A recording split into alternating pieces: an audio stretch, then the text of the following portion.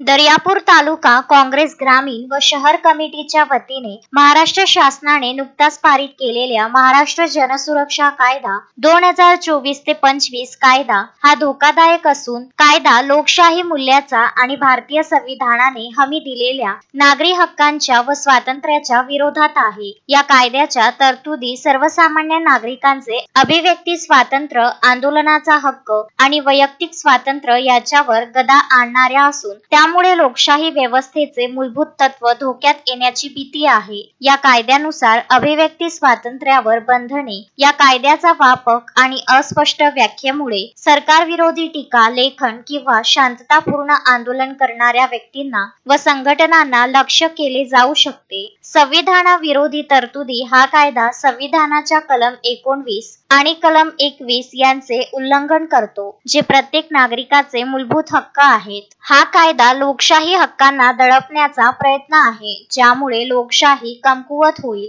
महाराष्ट्र जनसुरक्षा कायदा 2024 ते 25 तात्काळ रद्द करण्यात यावा। या कायद्याच्या तरतुदीवर सर्वसमावेशक चर्चा आयोजित करून सामाजिक संघटना, कायदा तज्ञ आणि नागरिकांचे मत विचारात घ्यावे। नागरिकांचे अभिव्यक्ती स्वातंत्र्य, आंदोलनाचा हक्क आणि वैयक्तिक स्वातंत्र्य यांचे संरक्षण करण्यासाठी ठोस पावले उचलावीत। यासाठी दर्यापूर तालुका काँग्रेस कमिटी ग्रामीण व शहर तालुका अध्यक्ष सुधाकर भारसाखडे यांच्या नेतृत्वाखाली या कायद्याविरोधात शांततापूर्ण मार्गाने निदर्शने करीत या निवेदनाची दखल घेऊन वरिष्ठ शासकीय स्तरावर पाठवावे। लोकशाही आणि संविधानाच्या रक्षणासाठी कटिबद्ध आणि हा कायदा रद्द होईपर्यंत आमचा लढा सुरू राहील, अशा प्रकारचे निवेदन सादर करण्यात आले। निवेदन करतेवेळी सुधाकर भारसाखडे, सुनील गावंडे, ईश्वर बुंदेले, आतिश शिरभाते, असलम मंसूरी, दिलीप गावंडे, दिनेश चव्हाण, रामेश्वर तांडेकर, मंगल बुंदेले, नितीन गावंडे, जम्मू पठाण,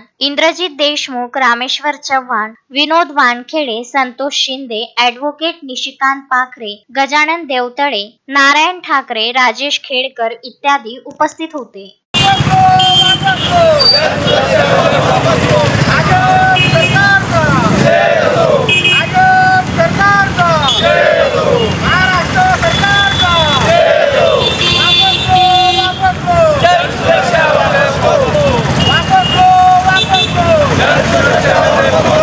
गजानन देशमुख, विदर्भ न्यूज, दर्यापूर।